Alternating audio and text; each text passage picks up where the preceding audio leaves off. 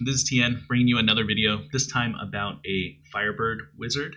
And you can see here we just started Season 13 and we have been playing for 7 hours and 27 minutes.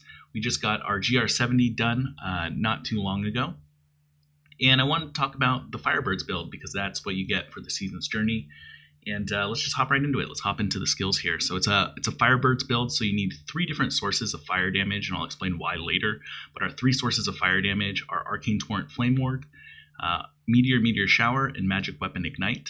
I know this just says it empowers your weapon to deal fire damage, but this actually counts as a source of fire damage. Some other quality of life stuff we have here is Familiar Arcanaut, keeps your arcane power high. Similarly, Storm Armor Power of the Storm keeps your arcane power high. And then we have Teleport Calamity, which has some synergy with the bracers that we're using. I'll talk about a little bit later. Our passives are Unstable Anomaly. It's like a cheat death. Audacity does more damage the closer you are. If you wanted to do a ranged build, you would switch into Power Hungry. But we like Audacity. And then we have Illusionist and Astral Presence. Illusionist resets our teleports. Astral Presence gives us more arcane power to keep us topped off for this channeling build here. Let's go ahead and get into the gear and let me move my camera so you guys can see what's in the cube. So it is a Firebirds build. In order to do a GR70, you definitely want 6-piece Firebirds. That gives us the big bonus here. And let me, I guess, talk about the Firebirds bonuses. The 2-piece is you get another cheat death. So we have Unstable Anomaly and we have this Meteor thing, which gives you another cheat death every 60 seconds. The 4-piece ignites enemies until they die when you hit them with 3 different fire abilities. And so I went over those 3 in the skills section. But once you ignite them, they'll basically burn until they die.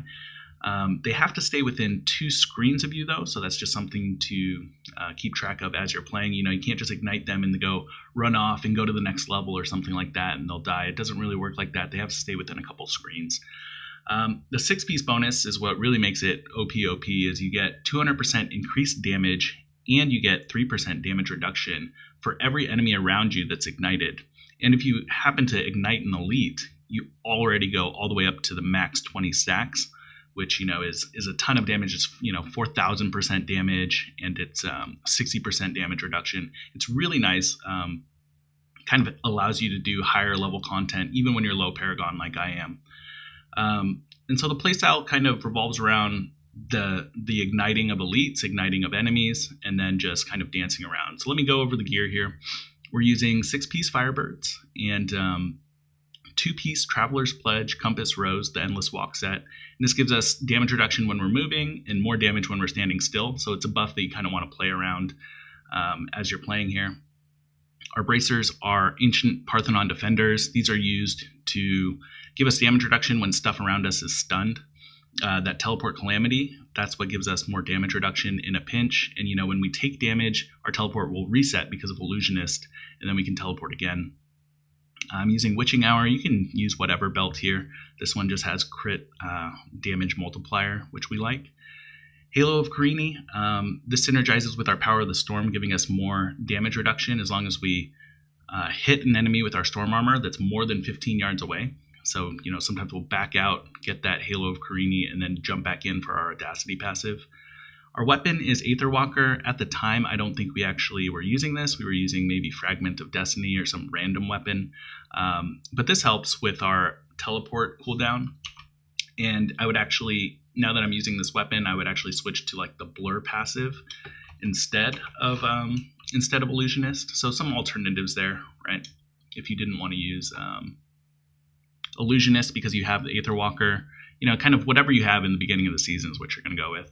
The last item I want to talk about is Etch Sigil, and this is an important one because it gives your spenders the ability to cast one of your other spenders. So, you know, when I'm channeling here with Flame Ward, it actually casts my Meteor for free, and you can see my arcane power is not really going down because of all my resource cost reduction and the arcane power generation that I have. And then, you know, I'm hitting with Arcane Torrent, which is 1 fire spell. The Meteors come down, which is another fire spell.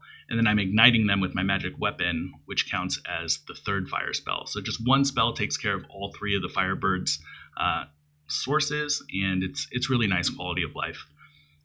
Because Firebirds is a 7-piece set, you could actually put on the Firebirds offhand, and then that kind of frees up some other possibilities, for you to use. If you had Mage Fist, Mantle of Channeling, I have some options down here. Nilfer's Boast, Cinder Coat. These are just some options that, you might find. You kind of just have to deal with what you find here in the beginning of the season.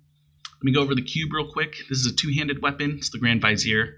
Reduces the arcane power of Meteor by 50%. We actually don't even cast Meteor with our particular version of the build. We just cast Arcane Torrent.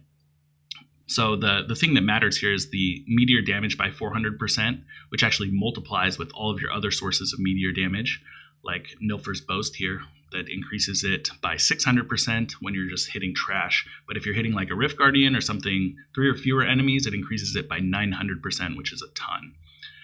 Convention of Elements, yet another multiplier. These are all kind of offensive-based things. But yeah, Convention of Elements, 200% damage for 4 seconds, and it cycles through all of your elements. It's really nice damage there. Let me talk a little bit about our Paragon points.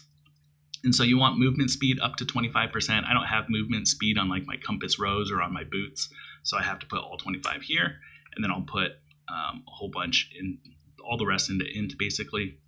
How I prioritized this one was crit chance and then crit damage, and then I did armor and resist all. For here I did resource cost reduction and then area damage. I think if I was over the Paragon limit here, I would then prioritize attack speed, cooldown reduction. Then I would prioritize life and life regen, and then life on hit, and then gold find after.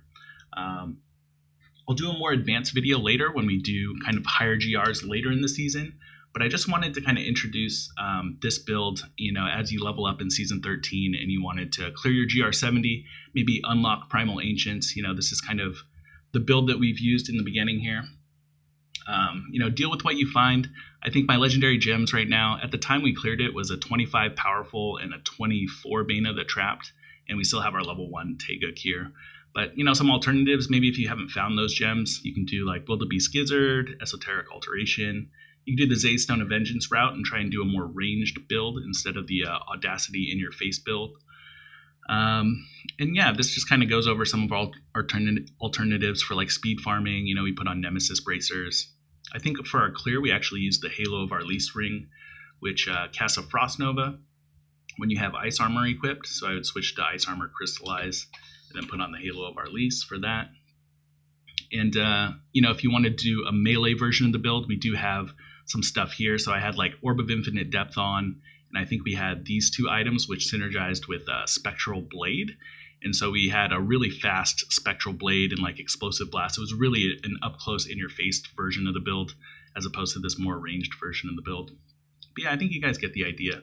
And you guys can check the advanced video if you guys want to see kind of what Paragon we are and what GR we clear later on in the season. I will be playing for a few more days and hopefully can take this build into the late game. Thanks for checking out the video, and see you guys next time.